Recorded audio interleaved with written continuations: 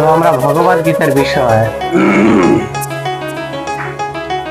ধারাবাহিকভাবে আলোচনা করতেছি। আজকে হচ্ছে দ্বিতীয় অধ্যায়ের 18 নম্বর শ্লোক। 18 নম্বর শ্লোকে বর্ণনা করা হয়েছে আত্মা অপরিমেয় এবং অবিনাশী, তিনি সর্বব্যাপ্ত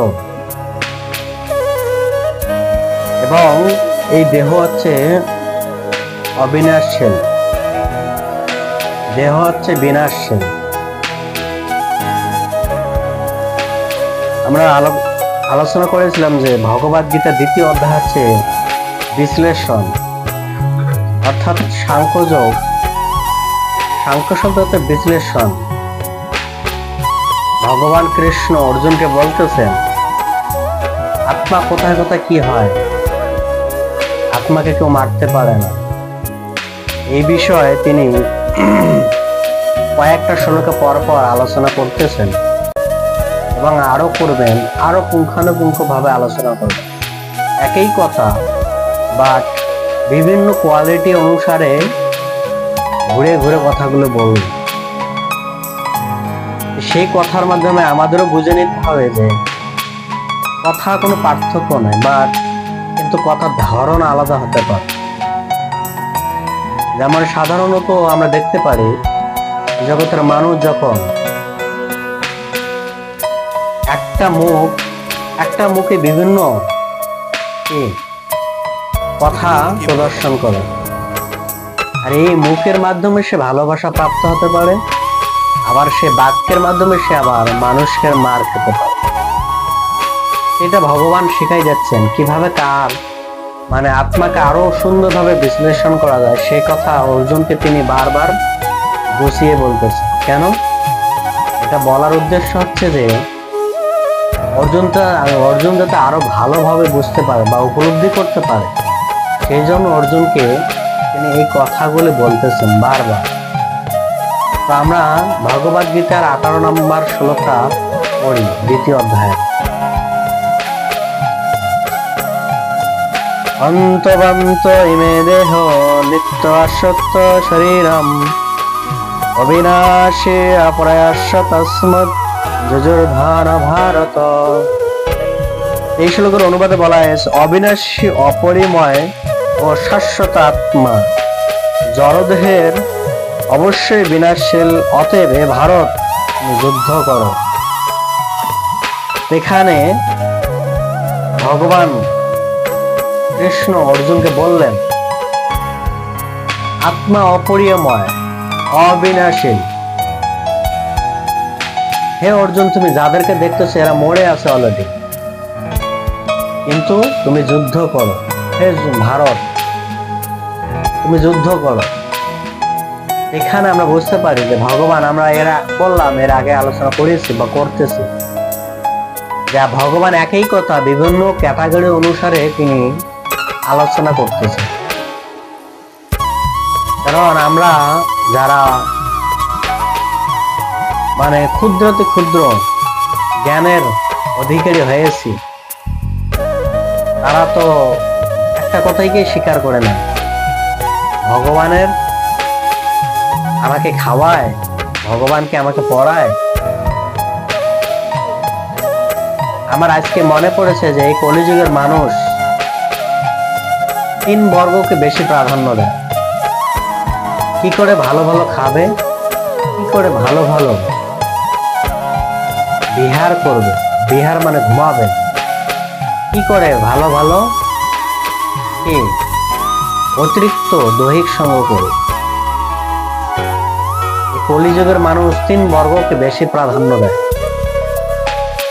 আর এই 3 বর্গ এতটাই আসক্ত, কলিযুগের মানুষ ভালো খাবে, ভালো বিহার করবে, আর ভালো এনজয় করবে। এই দেহটা যদি মানে কি বলা হয়তো জ্বর বার্ধক্য যদি না আসতো, তাহলে কলিযুগের মানুষ যে কি করতো এটা বলার অপেক্ষা রাখে না। ভাগ্যিস আমাদের দেহটা চিরস্থায়ী যৌবন মানে কোমর না,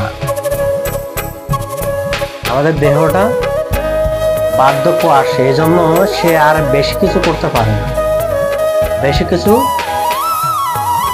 কি ভোগ করতে পারে না। হলে যে কি করতো, যদি বার্ধক্য না আসতো দেহের, তাহলে সে জীবনের একদম 12টা বাজিয়ে দিত, এই জগৎকে ভোগ করতে করতে। কিন্তু প্রকৃতির নিয়ম, বার্ধক্য যখন আসে তখন আর কিছু করতে পারে। Thank you. এটা হচ্ছে আমাদেরকে ভগবান শিখিয়ে দিয়েছে। നന്ദി രാജേഷ് ചേർത്തല. ধর্ম হচ্ছে দুই প্রকার, আত্মার ধর্ম আর দেহের ধর্ম। আত্মার ধর্ম হচ্ছে কি, আত্মার সম্বন্ধে অবগত হওয়া, আর দেহের ধর্ম হচ্ছে দেহকে কি করে বেশি করে সুখ প্রদান করা যায়। আমাদের মনে রাখতে হবে, দেহ চায় সুখ, মন চায় শান্তি, আর আত্মা চায় আনন্দ। যখন এই তিনটা বস্তুই যে কোনো একটা ঘাটতি থাকে, তখন সে কি হয়, তখন সে হতাশাগ্রস্ত অনুভব করে। আর তিনটাই পরিপূর্ণভাবে পাওয়া দুষ্কর।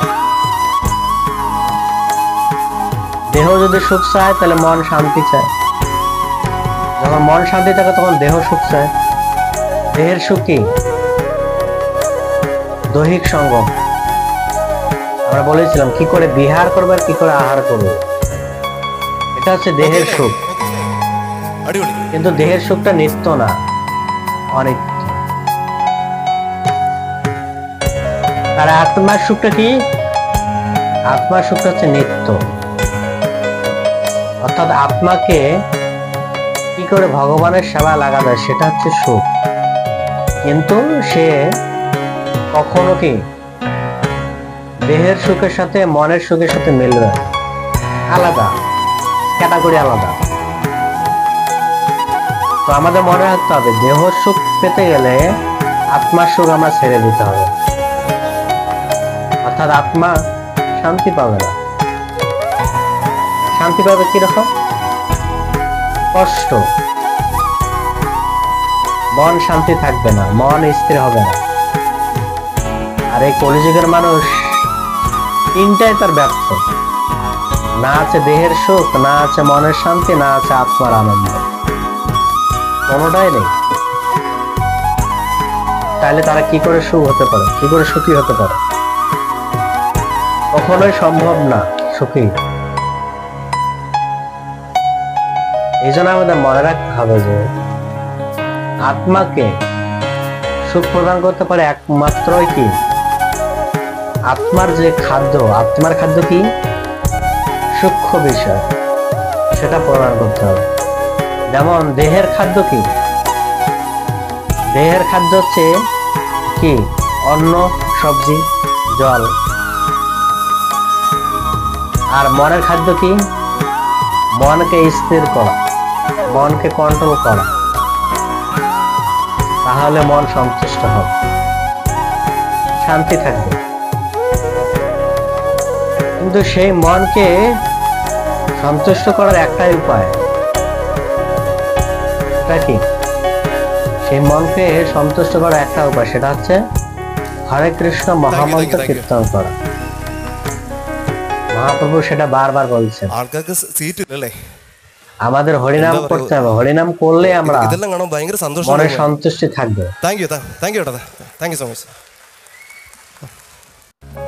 আর হরিনামের মাধ্যমে মনের সন্তুষ্টি প্রদান করার মাধ্যমে